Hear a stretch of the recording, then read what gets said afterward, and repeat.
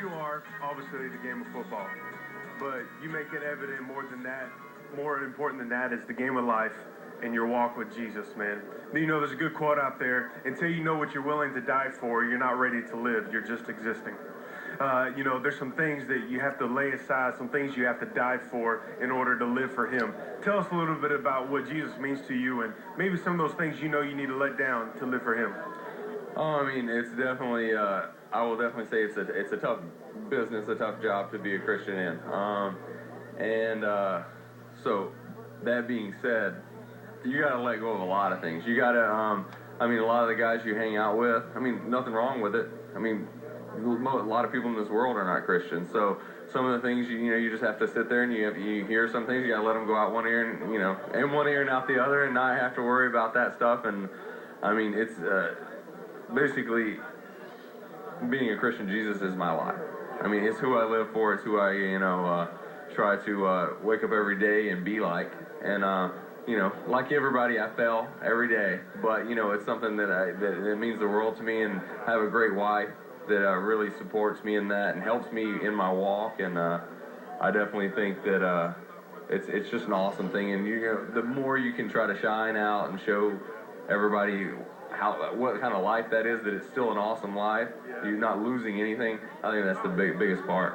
Football was just a platform to ultimately do God's will. And that's to bless people, that's to touch people, that's to reach people. You know, we have here, you know, just on the team, we have, you know, guys that we're accountable to. I mean, you know, Bernard Pollard, that's my brother, and we hold each other accountable in our walk, you know, making sure that, you know, certain things that, the strong man always tries to grab you, so certain things that may, you know, think twice about, we'll pull each other aside and say, hey, let's not do that. Let's go, you know, let's stay in the spirit of Christ, as Terrell Suggs always says, you know. So it's awesome. I mean, I'm just taking all this in stride and giving God all the praise and glory for everything that he's doing for me and my family.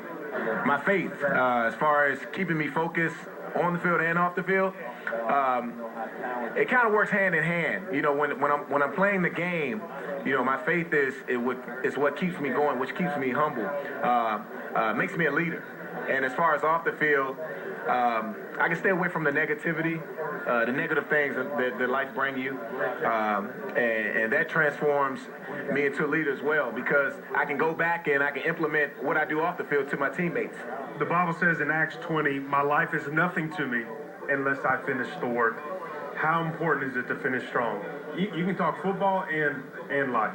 I think, you know, finishing, doing everything you can, not fading away when times are tough, and you know, just being strong. That's, you know, it's biblical. It's you know, Paul talked about it, like you said. The example that he said is huge, and you know, it's big in football. A lot of the parallels between life and football are big, and you know, you think, I want to finish this season strong and do everything I can to, you know, to be the best we can be, to be Super Bowl champion.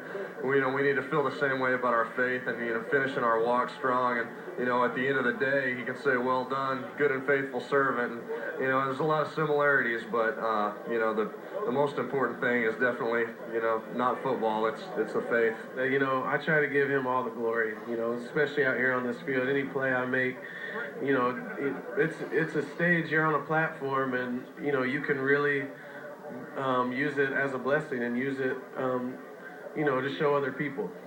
And so, but, you know, he's been there every step of the way, every training camp, every, you know, I you know, put everything on him, you know, so he, but yeah, he's been very close to me ever since, you know, about 2008. I've really leaned on him, really put all my burdens on him, and he's helped me throughout this whole process. I couldn't have done it without him.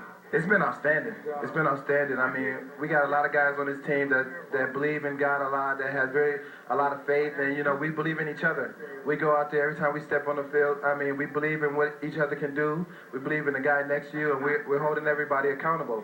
I mean, and we believe we can do it. To be honest, we knew when we get into playoff that we can be in the Super Bowl. And not just be in the Super Bowl, we can win it. So it's something that we believe in each other. We will continue to believe in each other, and it's pushed us this far so far. The game of life after football, you know, the spiritual part of it, you know, not getting religious here, but just how important is that for your life? It makes it possible. I'm happily married to a beautiful woman, and I have 2 boys. And I would absolutely say without God in my life, that would not be the case. And very, very confident I would still not be in the NFL if God wasn't working in my life. We've always believed in what faith is. You know, faith is a substance of things unseen.